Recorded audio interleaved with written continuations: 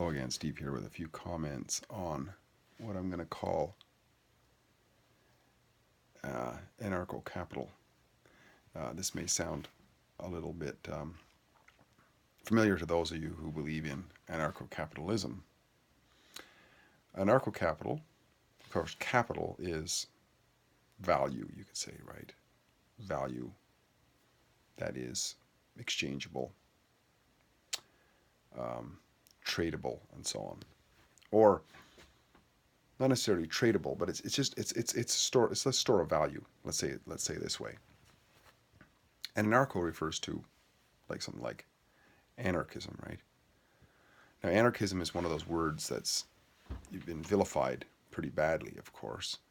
But if we look at it in its everyday common definition out of a dictionary, I just looked up here, and it says anarchism: belief in the abolishment of all government and the organization of society on a voluntary, cooperative basis without recourse to force or compulsion.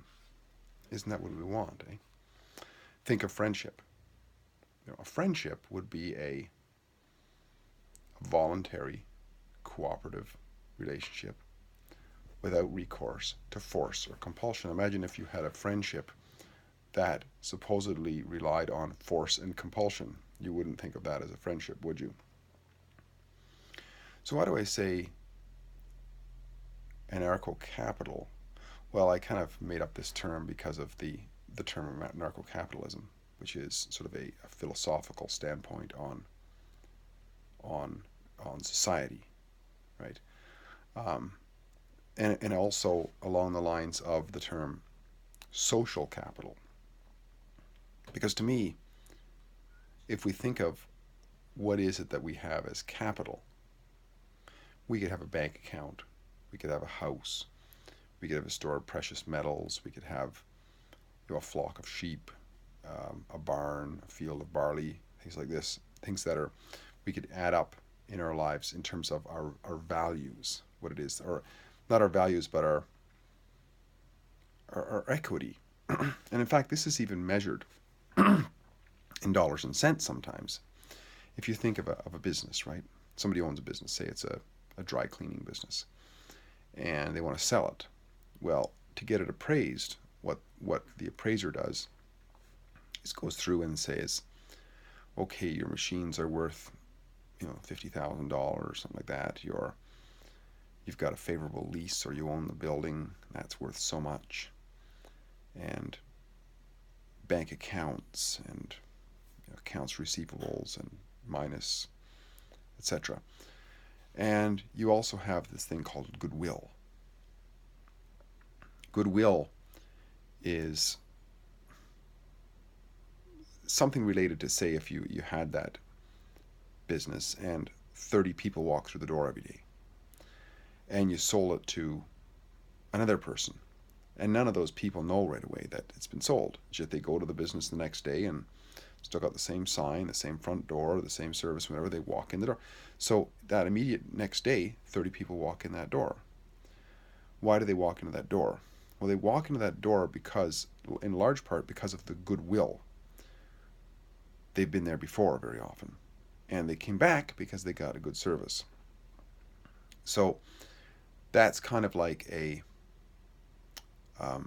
capital.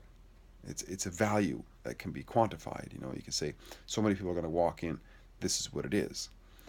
And why is that there? Well, it's not because you forced them to be there. They weren't forced. They voluntarily, cooperatively went there without the recourse to force or compulsion.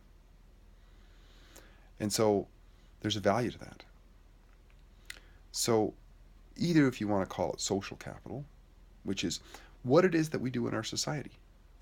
How many friends do we have? How many genuine friends who would be there for us if we needed them?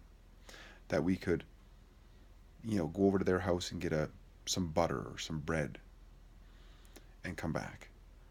How many people around the world even who through the internet would share with us and connect with us? What is our network of people? Be it friendships, business associates, people who exchange ideas, all kinds of networks of people, good neighbors, business community associates, whatever they are, people that we really connect with. This is our society, and this is like a capital. It's like, if you're really, really loved by many people, you don't need health insurance, for example, because if you get really ill, I know of a guy who got cancer. He didn't have enough insurance to go for the procedure that he needed, so people just chipped in and sent him for cancer treatment because they loved him, right? He had a lot of social capital, which is extremely important. And I would argue that in the coming years, when this made up fiat currency driven society begins to implode, that is going to be a capital that is extremely valuable. You can't buy it, right? You have to earn it. It can only be earned.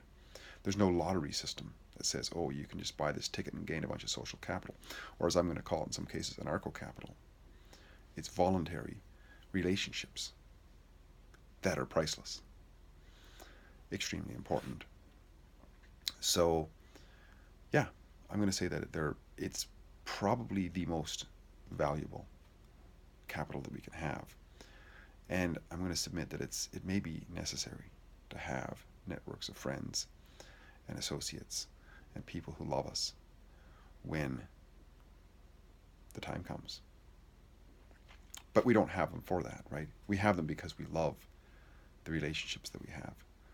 And they're so important. And if we care about them, we foster them, we encourage them, and we connect with those relationships in meaningful ways to continue to grow them even stronger yet, and even wider and deeper.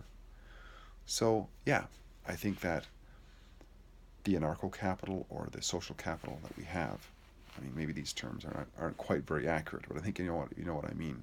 It's about gaining friendships and respect in the eyes, hearts, and minds of others. That is so valuable in whatever it is that we do, whatever field we're in, whatever hobbies we're in, whatever communities we're in, whatever societies we're in.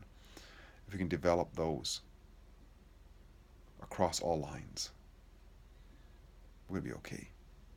We're going to have a capital that money can't even buy. We have to earn it by our actions. And when we're consistently active in a positive, virtuous way, I'd say, we will gain that. And it'll make life so much more worth living. Steve here again, great chatting. Talk again soon. Bye for now.